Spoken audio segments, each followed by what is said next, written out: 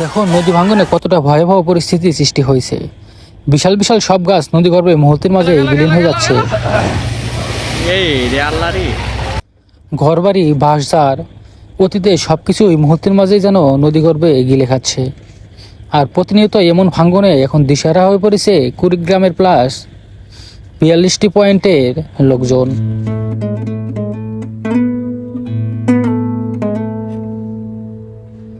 কুড়িগ্রাম জেলার 3টি নদীতে বর্তমানে ভয়াবহ আকারের ভাঙ্গন হচ্ছে। ব্রহ্মপুত্র, ধরলা এবং দুধকুমার নদীর ভাঙ্গন বর্তমানে সবচেয়ে বেশি হচ্ছে। আর এই সমস্ত এলাকায় যে সমস্ত লোকজন রয়েছে তারা বর্তমানে খুবই বিপদগ্রস্ত হয়ে রয়েছে। দেখতে পারছেন এদিকে মানিকগঞ্জে তীব্র ভাঙ্গনে দিশেহারা হয়ে পড়েছে অর্ধ শতাধিক মানুষ। দেখুন কি পরিমাণে ভাঙ্গনগুলো হচ্ছে। আর এখানে অনেক ভাঙ্গন হয়েছে। ধীরে ধীরে আপনারা সম্পূর্ণ ভিডিওতে দেখতে থাকুন, তাহলে আপনারা বুঝতে পারবেন এখানকার ভাঙ্গন কবলিত মানুষদের বর্তমানে কতটা ভয়াবহ পরিস্থিতির মধ্যে দিয়ে তারা দিন পার করছেন। লালপুর গ্রামের ভাঙ্গনির দৃশ্য, সেই দৃশ্য আপনাদের মাঝে তুলে ধরছি। হ্যালো গাইস, আপনারা দেখতে পারছেন যে মহামারী যমুনা নদী, সর্বনাশা যমুনা নদী, সেই নদীর ভাঙ্গনের কারণে আমাদের এলাকা তছনছ হয়ে যাচ্ছে। দেখতে পাচ্ছেন একের পর এক চাপ ধসে পড়ছে।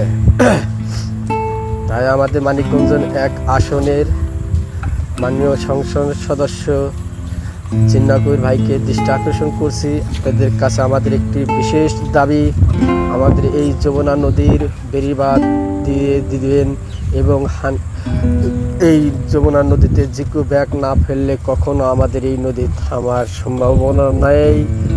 দেখতে পারছেন মাননীয় সংসদ সদস্য, আপনি দেখতে পারছেন আমাদের এলাকা ঘর বাড়ির গাছ গাছালি কিভাবে একের পর এক ধসে পড়ে যাচ্ছে। তাই মাননীয়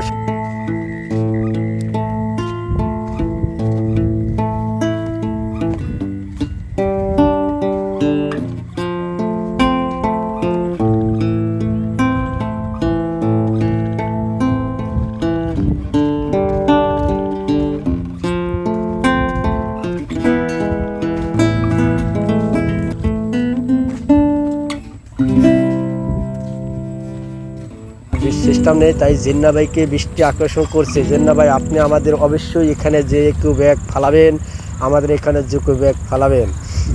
যমুনা নদীর অত্যাচারে আমাদের এলাকার বাসী সবাই দেখতে পাচ্ছেন হতাশ হয়ে গেছে। ভাঙনের কথা শুনে একের পর এক মা, বোন, ভাই, দাদা, দাদি যে যেখানে আছে একের পর এক ছুটে আসছে, যে যেখান থেকে আসছে একের পর এক এসে দেখে হাই হাই করছে আর আপনার কথা আলোচনা করছে। তাই মাননীয় সংসদ সদস্যকে আমি দৃষ্টি আকর্ষণ করব, আপনাদের কাছে আমাদের দাবি, আমাদের এলাকার বাসীর দাবি, সরকার ইউনিয়নের দাবি, আপনি অবশ্যই এখানে জিকু ব্যাগ ফেলবেন। জিকু ব্যাগ ফেলে আমাদের এই সর্বনাশা যমুনা নদী শাসক করার জন্য আপনার কাছে বিগত অনুরোধ। এবং যে কথা না বললে নয়, শুধু মানিকগঞ্জ দৌলতপুর সরকারি ইউনিয়নের সর্বজনকে বলছি, আপনারা যে যেখান থেকে দেখছেন অবশ্যই মাননীয় সংসদ সদস্যের কাছে এই দাবি তুলে ধরবেন। এটা অবশ্যই মাননীয় সংসদ সদস্যের কাছে পৌঁছা দেবেন। এই বলে আমার বক্তব্য শেষ করছি।